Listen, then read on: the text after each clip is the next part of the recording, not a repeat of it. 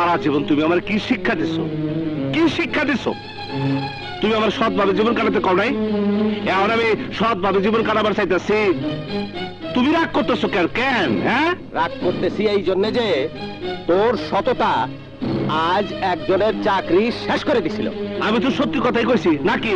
না, বলবি না, বলবি না সত্য কথা।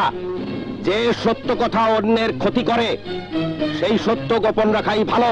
তুমি তো নিজে আমারে লেখাপড়া শেখাইছো, মুখস্থ করাইছো, সদা সত্য কথা বলিবে, মিথ্যা বলিবে না।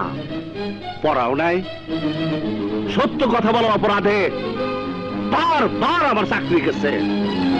এখন কইতাছো সত্য গোপন করতে। কেন বাবা? তুমি কি তোমার ছেলেরে সত্যবাদী হিসেবে দেখবার চাও না? তুমি কি চাও তোমার ছেলে মিথ্যা কথা কোক? তোমার শিক্ষার বিদ্যা কি